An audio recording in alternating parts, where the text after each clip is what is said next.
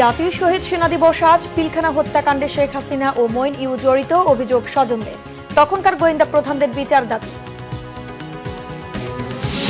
Operation devil হান্টের পাশাপাশি intensive petrol programme শুরু। বিভিন্ন এলাকায় যৌথ বাহিনীর অভিযান, কঠোর অবস্থানে সরকার।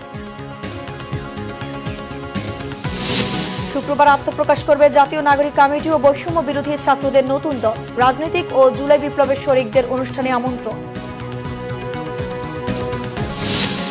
দেশকে সর্বনাশ থেকে রক্ষায় দরকার নির্বাচিত সরকার, বলেছেন তারেক রহমান। ভোটাধিকার নিয়ে চলছে নতুন খেলা, অভিযোগ মির্জা ফখরুলের। দেখছিলেন ক্রাউন সিমেন্ট সংবাদ শিরোনাম, এবার বিস্তারিত। দেশের সেনাবাহিনীকে ধ্বংস করার নীল নকশার অংশ ছিল পিলখানা হত্যাকাণ্ড। সাবেক প্রধানমন্ত্রী শেখ হাসিনা ও সেনাবাহিনীর সাবেক প্রধান মঈন ইউ আহমেদ সেই ষড়যন্ত্রের সরাসরি জড়িত, এমন অভিযোগ শহীদ সেনা কর্মকর্তাদের স্বজনদের। একই সঙ্গে তৎকালীন ডিজিএফআই ও অন্য গোয়েন্দা সংস্থার প্রধানদেরকেও বিচারের কাঠগড়ায় দেখতে চান তারা। বিস্তারিত জানাচ্ছেন জিয়া খান। 25 ও 26 ফেব্রুয়ারি 2009 তৎকালীন বিডিআর সদর দপ্তর পিলখানা বিদ্রোহে নিহত হন 57 সেনা কর্মকর্তা সহ 74 জন। বাংলাদেশের ইতিহাসে একটি কলঙ্কময় অধ্যায় এটি। সেদিনের ঘটনা শুধু বাংলাদেশের মানুষকে মর্মাহত করেনি, প্রচণ্ডভাবে নাড়া দিয়েছিল বিশ্ববাসীর বিবেককে। সেই ঘটনায় হত্যা ও বিস্ফোরক আইনের 2টি মামলায় আসামি করা হয় বিডিআরের সহস্রাধিক সদস্যকে, গ্রেপ্তারও করা হয় অনেককে। 2009 সালে একটি নতুন সরকারের ক্ষমতা গ্রহণের পরপরই ঘটে যাওয়া এই ঘটনার পেছনে কি এমন অভিসন্ধি কাজ করেছিল তা আজও অজানা। তবে 5 আগস্টের পর আগে থেকে দাবি করা মামলার পুনঃতদন্তের বিষয়টি জোরালো হয়। বিস্ফোরক মামলায় এরই মধ্যে জামিন পেয়েছেন অনেকে। গেল বছরের 24 ডিসেম্বর বিডিআর হত্যাকাণ্ড তদন্তে স্বাধীন কমিশন গঠন করা হয়। কমিশনের 7 সদস্যকে 90 দিনের মধ্যে প্রতিবেদন জমার নির্দেশ দেওয়া হয়। হত্যাকাণ্ডের পর থেকেই দিনটিকে জাতীয় শহীদ সেনা দিবস ঘোষণার বিষয়টি সামনে আসছিল। নিহত সেনা কর্মকর্তাদের স্বজনদের দীর্ঘদিনের সেই দাবি পূরণ করেছে অন্তর্বর্তী সরকার। পিএম ছিলেন আর কি, আমার এখন বলতেই নেই, খুনি হাসিনা। তো উনি তখন বলেছিলেন যে এত দিবস তো দেওয়া যাবে না, এত দিবস তো করা যাবে না।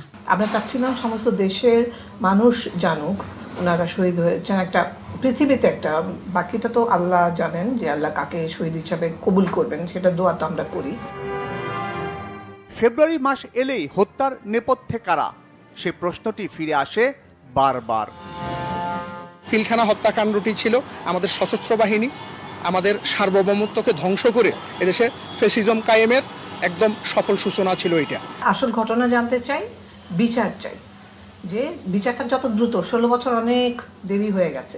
তৎকালীন প্রধানমন্ত্রী পিলখানা হত্যাকাণ্ডের দায় কোনোভাবেই এড়াতে পারে না বলেও অভিযোগ তাদের। ওনাকে দায়ভার নিতেই হবে, অবশ্যই নিতে হবে, কারণ উনি, আমরা দেখেছি যমুনায় অনেক সময় নিয়ে নিয়েছেন। কেন?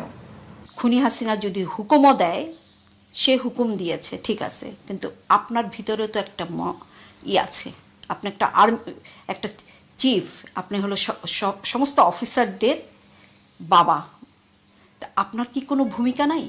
সেদিন নিহতদের হত্যাকাণ্ডেই বর্বরতা সীমাবদ্ধ ছিল না, কর্মকর্তাদের মৃতদেহকেও চরমভাবে অমর্যাদা করা হয়। এরকম করে মানুষ মারতে পারে মানুষে?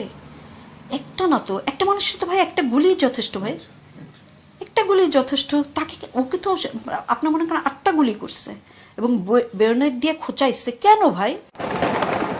এ ধরনের ঘটনা যেন আর না ঘটে, এজন্য পিলখানা হত্যাকাণ্ডের অনুঘটকদের চিহ্নিত করা জরুরি বলে অভিমত সংশ্লিষ্টদের। Zia Khan, Bangla Vision, Dhaka. Operation devil হান্টেও আইন শৃঙ্খলা পরিস্থিতি তেমন উন্নতি না হওয়ায় শুরু হয়েছে যৌথ বাহিনীর ইন্টেন্সিভ পেট্রোল প্রোগ্রাম। সারা দেশের পাশাপাশি সোমবার দিবাগত রাতে রাজধানী সহ মোহাম্মদপুর, মিরপুর, ধানমন্ডি ও পুরান ঢাকা সহ প্রতিটি এলাকায় চলে এই অভিযান। রেড জোনগুলোর প্রতিটি পয়েন্টে তল্লাশি চৌকি বসিয়েছে আইন শৃঙ্খলা বাহিনী, আর অলিগলিতে টহল দিচ্ছে পেট্রোল টিম। শুভ মাহফুজের রিপোর্ট। রাজধানীর রাজপথে চলছে যৌথ বাহিনীর তল্লাশি চৌকি, অলিগলিতে র্যাব পুলিশের টহল। মধ্যরাতের এই চিত্রই বলে দিচ্ছে অপারেশন ডেভিল হান্টের পাশাপাশি শুরু হলো ইন্টেন্সিভ পেট্রোল প্রোগ্রাম। কেউ অপরাধ করে যাতে পালিয়ে যেতে না পারে সেজন্য চেকপোস্টগুলোতে ছিল কঠোর নজরদারি। গাড়ি, মোটরসাইকেলের পাশাপাশি অটোরিকশাও তল্লাশি করে যৌথ বাহিনী। আইনশৃঙ্খলা বাহিনীর এমন উপস্থিতিকে সাধুবাদ জানান নগরবাসী। তবে এখনও নিরাপত্তা নিয়ে শঙ্কিত কেউ কেউ।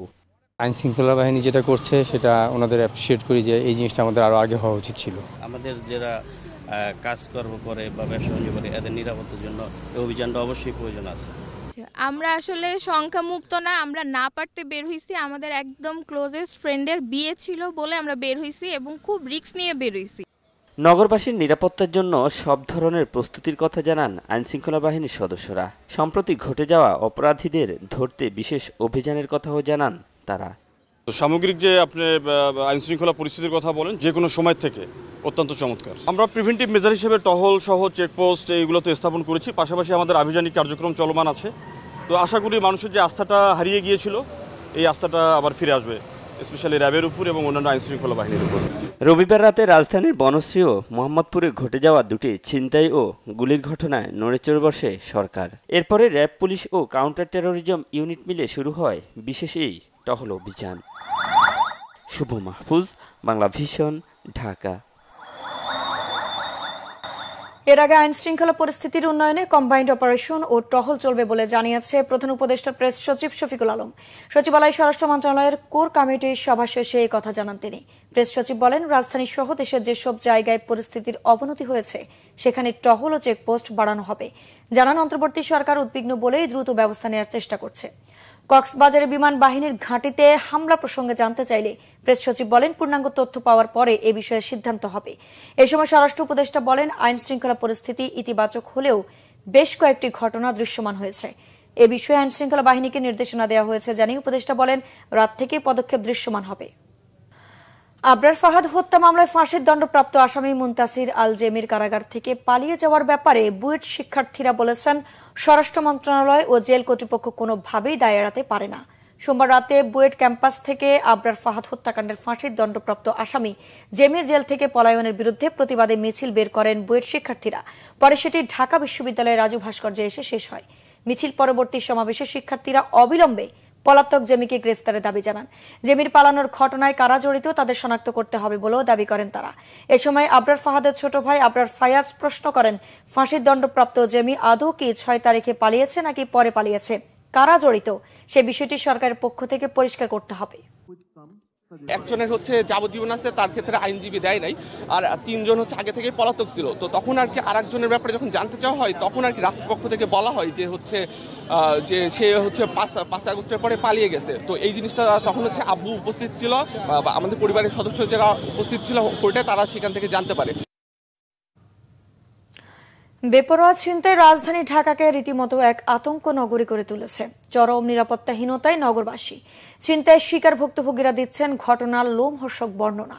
বনশ্রীতে গুলি করে স্বর্ণ লুটে জড়িতদের 24 ঘন্টার মধ্যে গ্রেফতার চান ভুক্তভোগী স্বজনেরা। সিসি ফুটেজ দেখে কয়েকজনকে চিহ্নিত করা হয়েছে বলে জানিয়েছে পুলিশ। এসএম ফয়েজের রিপোর্টে বিস্তারিত।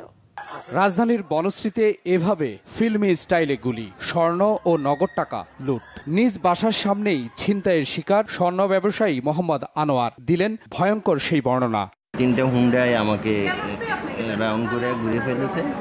পরে আমি একটু বাঁচার জন্য একটু দৌড় দিয়েছি, পরে আর দৌড়তে পারি না। ওরা 5-6 জন মিলে আমাকে গুলি করি। আমার নগদ 1 লক্ষ টাকা আর হইল প্রায় 140-50 গুলি সোনা নিয়ে গেছে। 3টা গুলি লেগেছে, 2টা দুই উড়িতে, একটা অন্ডকোষে। চোখের সামনে স্বামীকে গুলি করার দৃশ্য দেখা ছাড়া কিছুই করার ছিল না, কারণ বাড়ির গেটে ঝুলছিল তালা। তুমি বাইরে আসো, আমার স্বামী দাও, তুমি ভিতরে কেন? ও বাইরে এসে আমার বলছে, আমি কি হয়েছে, আমি কি হয়েছে বলছে, মানে আমার স্বামীরা বাইরে মেরে ফেলতে, স্যার আপনি আমার বলেন কি হয়েছে, চাবি দেন। উনি বলে আমার কাছে চাবি নাই, চাবি বাড়িওয়ালার কাছে। তখন আমি বাড়িওয়ালার কাছে গিয়েছি, অনেকবার দরজা লক করছি, বাড়িওয়ালা দরজা খোলে নাই। আবার আমি নিচে আসছি, নিচে আসার পরে 4টে গুলি খাওয়ার 2টা কোপ খাওয়ার পর আমার হাজব্যান্ড এইখানে দাঁড়াই আমার বলতেছে, তুমি গেটটা খোলো। আমি এইখানে দাঁড়ানো, তুমি গেটটা খোলো। আমি ভিতরে ঢুকি, আমি বলি আমি গেট কিভাবে খুলবে, এরা তো আমার চাবি দেয় না।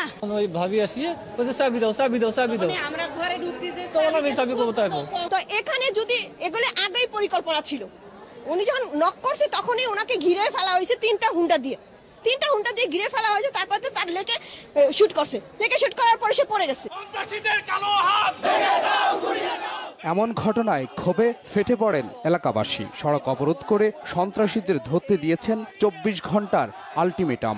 আমরা 48 ঘন্টার ভিতরে অলংকার জুয়েলার্সের মালিক আনোয়ার হোসেন ভাইয়ের উপর যে সন্ত্রাসী হামলা হয়েছে এবং ওনার মালামাল নিয়ে গেছে, এই মালামাল উদ্ধার চাই, মালামাল সহ সন্ত্রাসীদের গ্রেপ্তার চাই। দারোয়ানের বিষয়টা সন্দেহজনক, অবশ্যই তাকে আইনের আওতায় আনা হোক। সে কেন চাবি দিল না? সন্ত্রাসীর কারণে আমরা আমাদের জুয়েলারি সমিতি না, সারা বাংলাদেশের মানুষ এখন নিরাপত্তাহীনতায় আছে। সবারই আতঙ্ক বিরাজ করে, এটা একটা সুষ্ঠু বিচার হোক, আমরা সবাই চাই, জনগণ সবাই চাই। আমাদের এমপ্লয়ি যারা আছে, বাইরে যারা মাঠ পর্যায়ে কাজ করে, ওরাও এখন আমাদেরকে বলতেছে যে ভাইয়া এখন তো আমরা কাজে যাইতে অনেক ভয় করে, আতঙ্ক হয়। বরাবরের মতো পুলিশ বলছে সন্ত্রাসীদের ধরতে চলছে সাঁড়াশি অভিযান, বাড়ানো হয়েছে তল্লাশি ও টহল। এই অপরাধগুলো আসলে পূর্ব থেকে ছিল কম বেশি, সাম্প্রতিক সময়ে কয়েকটি ঘটনা একটু চাঞ্চল্য সৃষ্টি করেছে। আমরা এগুলো নজরদারির মধ্যে রেখেছি এবং প্রত্যেকটি ঘটনা আমরা কিন্তু খুব গুরুত্ব দিয়ে নিবিড়ভাবে তদন্ত করছি। এর বাইরে যেসব চিহ্নিত বশগত অপরাধী আছে তাদেরকে আমরা প্রতিনিয়ত গ্রেফতার করে আইনের আওতায় নিয়ে আসছি। পুলিশ তো এখন আমরা আমাদের পূর্ণাঙ্গ সক্ষমতা নিয়ে কাজ করছি এবং এটাকে আরও জোরদার করা হচ্ছে। এখানে দিনের বেলা 250টি, রাত্রেবেলা 250টি, ঢাকা মেট্রোপলিটন এলাকায় কমপক্ষে 500 পেট্রোল টিম মোতায়েন থাকে। শুধু বনশ্রীতে নয়, মোহাম্মদপুর, মগবাজার, ফার্মগেট, উত্তরা, যাত্রাবাড়ি সহ রাজধানীর বিভিন্ন স্পটে একের পর এক ঘটছে চুরি, ছিনতাই, ডাকাতি। S M Foyez, Bangla Vision, Dhaka. জাতীয় নাগরিক কমিটি ও বৈষম্য বিরোধী ছাত্র আন্দোলনের উদ্যোগে আগামী 28 ফেব্রুয়ারি আত্মপ্রকাশ করতে যাচ্ছে নতুন রাজনৈতিক দল। জাতীয় সংসদ চত্বরে থেকে ঘোষণা আসছে এ দলের। সোমবার সন্ধ্যায় জাতীয় নাগরিক কমিটির কার্যালয়ে সংবাদ সম্মেলনে একথা জানান সংগঠনের মুখ্য সংগঠক সার্জিস আলম। ব্যক্তি স্বার্থ নয়, দেশের স্বার্থই প্রাধান্য পাবে দাবি করে গণমানুষের প্রত্যাশা পূরণ করার কথা জানায় নাগরিক কমিটি। ওবায়দুল্লাহ মামুনের রিপোর্ট। শত শত মানুষের প্রাণহানি আর হাজারো মানুষের রক্তের বিনিময়ে বাংলাদেশ থেকে বিতাড়িত হয় স্বৈরাচারী হাসিনা সরকার। বৈষম্য বিরোধী ছাত্র আন্দোলন ফ্যাসিবাদ বিরোধী আন্দোলনে নেতৃত্ব দেয়। অভ্যুত্থানের পর একাধিক প্ল্যাটফর্ম তৈরি হয় আর তখন থেকেই আলোচনায় নতুন রাজনৈতিক দল গঠনের বিষয়টি। অবশেষে রাজনৈতিক দল গঠনের বিষয়ে সুস্পষ্ট ঘোষণা দিল জাতীয় নাগরিক কমিটি ও বৈষম্য বিরোধী ছাত্র আন্দোলন। নতুন রাজনৈতিক দলের প্রধান হতে পারেন তথ্য সম্প্রচার উপদেষ্টা নাহিদ ইসলাম। দলের নেতৃত্ব দেওয়ার আগে সরকার থেকে পদত্যাগ করবেন তিনি। বিগত 16 বছর শুধু নয়, রাজনৈতিক দলের আত্মপ্রকাশ নিয়ে সোমবার বিকেলে সংবাদ সম্মেলন করে জাতীয় নাগরিক কমিটি। জনগণকে সম্পৃক্ত করে জনমানুষের প্রত্যাশা পূরণ করাই হবে নতুন দলের মূল উদ্দেশ্য। নাগরিক কমিটির মুখ্য সমন্বয়ক সার্জিস আলম জানান, আগামীর নতুন বাংলাদেশ গড়ার প্রত্যয়ে গঠিত হচ্ছে নতুন রাজনৈতিক দল, যার ঘোষণা আসছে আগামী 28 ফেব্রুয়ারি। দলের আত্মপ্রকাশ করতে যাচ্ছি। আমরা আমাদের এই আত্মপ্রকাশের যে শপথ, সেই শপথটি এই বাংলাদেশের 18 কোটি মানুষের আশা আকাঙ্ক্ষার যে প্রতীক, ওই জাতীয় সংসদ, সেই জাতীয় সংসদকে সামনে রেখে এই শপথটি করতে চাই। কারণ বিগত যুগের পর যুগ ধরে ওই জাতীয় সংসদটিকে এই দেশের মানুষের আশা আকাঙ্ক্ষা বাস্তবায়নের ক্ষেত্র না বানিয়ে বরং ব্যক্তিগত, গোষ্ঠীগত, দলীয় স্বার্থ উদ্ধারে ব্যক্তিগত, গোষ্ঠীগত, দলীয় পলিসি মেকিং এর জায়গা বানিয়ে রাখা হয়েছিল। জাতীয় নাগরিক কমিটি ও বৈষম্য বিরোধী ছাত্র আন্দোলনের নেতৃত্বই থাকছে এই নতুন রাজনৈতিক দলে। দল গঠনের আগে জনগণকে সম্পৃক্ত করা হয়েছে দাবি নাগরিক কমিটির। বাংলাদেশের তারুণ্যের হাত ধরে জনগণের হয়ে, জনগণের পক্ষে, জনগণের সংশ্লিষ্টতা নিয়ে সংঘবদ্ধতার ভিত্তিতে যে নতুন রাজনৈতিক দলের আত্মপ্রকাশ হতে যাচ্ছে, সে নতুন রাজনৈতিক দলের কাছে আপনাদের যে প্রত্যাশাগুলো আছে সেগুলো আমাদেরকে জানাবেন। আমরা চেষ্টা করব তারুণ্যের হয়ে সেই প্রত্যাশাগুলোকে বাস্তবে রূপান্তরিত করতে যে ধরনের পদক্ষেপ, কর্মসূচি এবং কার্যক্রমের মধ্য দিয়ে আমাদেরকে যেতে হয়, আমরা তার সর্বোচ্চটাই আপনাদের সামনে উপস্থাপন করবার চেষ্টা করব। আত্মপ্রকাশ অনুষ্ঠানে দেশের সব রাজনৈতিক দলের নেতৃবৃন্দ, কূটনীতিকদের ও জুলাই বিপ্লবে নিহত ও ও আহতদের পরিবারকে অংশ নেয়ার আহ্বান জানিয়েছে নাগরিক কমিটি। ওবায়দুল্লাহ মামুন, বাংলা ভিশন, ঢাকা। বিএনপির ভারপ্রাপ্ত চেয়ারম্যান তারেক রহমান বলেছেন, ভোটাধিকার প্রতিষ্ঠা হলে দেশকে তুলে আনা যাবে সর্বনাশের খাদের কিনারা থেকে। অযাচিত তর্ক বিতর্কে যেন কেউ দেশের স্বার্থ রক্ষা থেকে দূরে সরে না যায়, এ আহ্বান তার। বলেন, সংস্কার নিয়ে প্রতিদিন অবান্তর আলোচনা করতে থাকলে মূল কাজগুলো অসম্পূর্ণ থেকে যাবে। আহমেদ সরোয়ারের রিপোর্ট। নানা রাজনৈতিক বাস্তবতায় 16 বছর পর হলো খুলনা মহানগর বিএনপির সম্মেলন। সোমবার সকালে সার্কিট হাউস মাঠে সম্মেলনের উদ্বোধন করেন বিএনপি চেয়ারপারসনের উপদেষ্টা আমানুল্লাহ আমান। সম্মেলনের উদ্বোধনী অনুষ্ঠানে লন্ডন থেকে ভার্চুয়ালি যোগ দেন দলের ভারপ্রাপ্ত চেয়ারম্যান তারেক রহমান। এ সময় তারেক রহমান বলেন, গণতান্ত্রিক প্রক্রিয়ার অংশ হিসেবে দলের সম্মেলন হচ্ছে। এ ধরনের প্রক্রিয়া সব জায়গাতে চালু রাখা দরকার। এটা প্রতিনিয়ত চালু থাকলে ধীরে ধীরে গণতন্ত্র প্রাতিষ্ঠানিক রূপ লাভ করবে। আমরা যত বেশি গণতন্ত্র প্র্যাকটিস করব, যত বেশি ভোটের প্রক্রিয়াটি আমরা প্র্যাকটিস করব, তত ধীরে ধীরে ভালো মানুষগুলো, যেই মানুষগুলোকে সমাজ চায়, যেই মানুষগুলোকে সমাজের প্রয়োজন, দেশের প্রয়োজন, যে মানুষগুলোকে প্রয়োজন সার্বিকভাবে বৃহৎ জনগোষ্ঠীর প্রয়োজন, সেই মানুষগুলো পর্যায়ক্রমিকভাবে সামনে চলে আসতে সক্ষম হবেন। আমাদের সকলকে চেষ্টা করতে হবে, অব্যাহতভাবে আমাদেরকে চেষ্টা করতে হবে যে কোনো মূল্যে বাংলাদেশে গণতন্ত্র যাতে ফিরে আসে, যে কোনো মূল্যে বাংলাদেশের মানুষের ভোটের অধিকার যাতে প্রতিষ্ঠিত হয়। আমরা যদি ভোটের অধিকারকে প্রতিষ্ঠিত করতে পারি বাংলাদেশের মানুষের, তাহলেই আমরা বাংলাদেশকে যেই সর্বনাশের যেই খাদের কিনারায় বাংলাদেশ চলে গেছে, সেখান থেকে ধীরে ধীরে আমরা উঠিয়ে আনতে সক্ষম হব।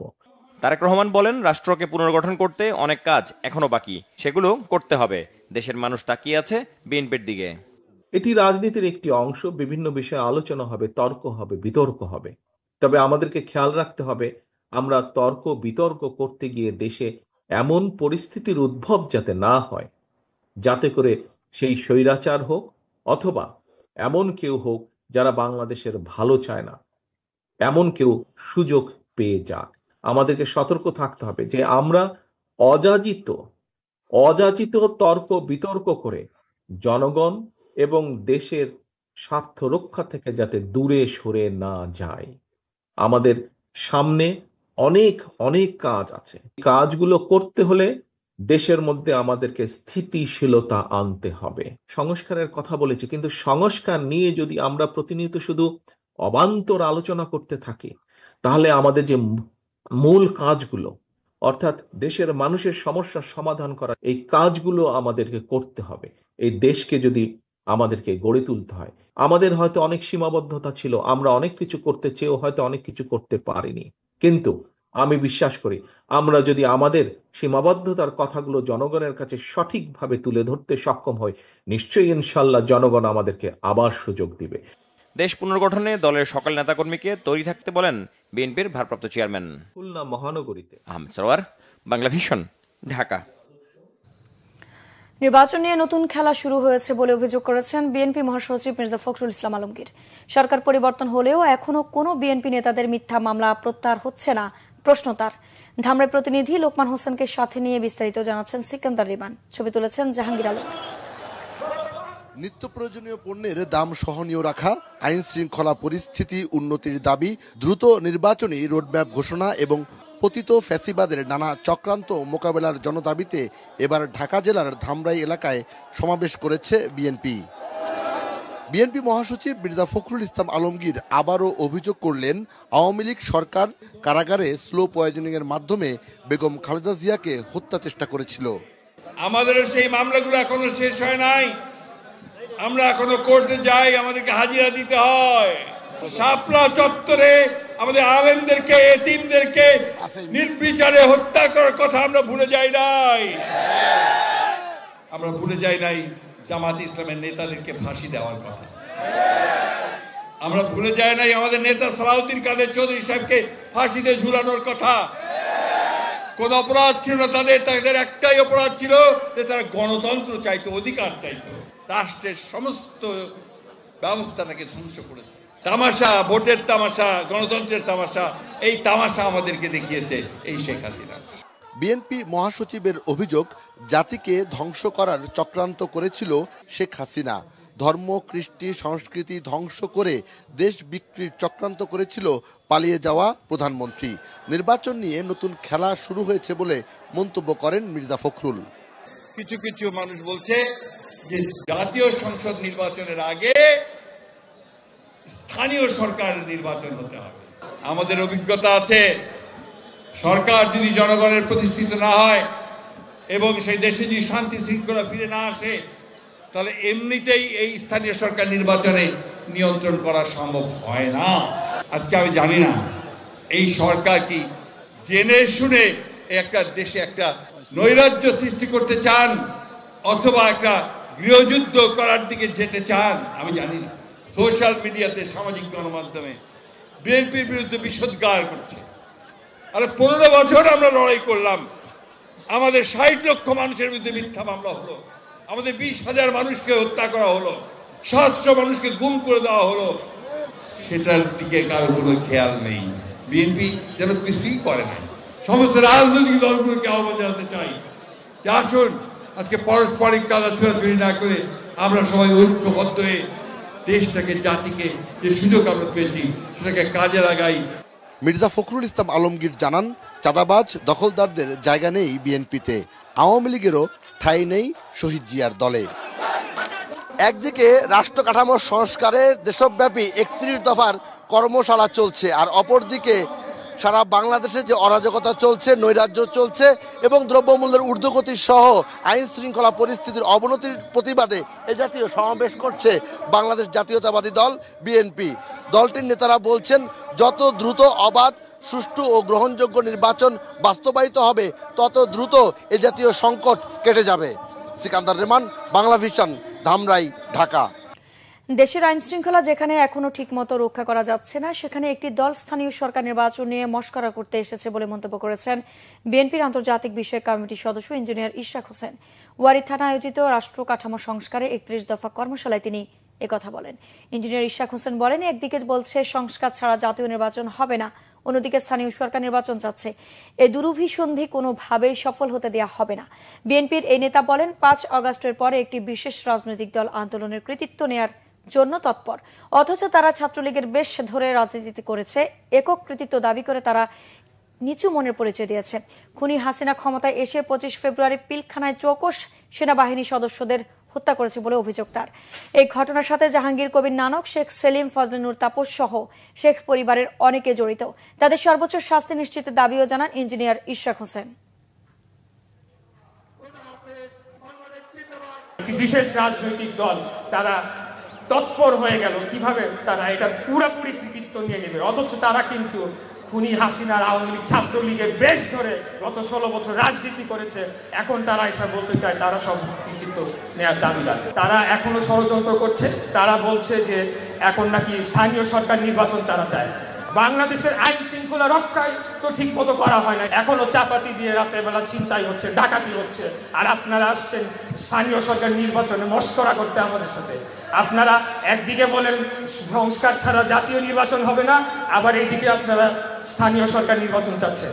তাদের এই দুরভিসন্ধিমূলক ষড়যন্ত্র চক্রান্ত আমরা সকলেই বুঝি তারা কি করতে চাচ্ছে, এটাকে আমরা কোনোভাবেই সফল হতে দেব না।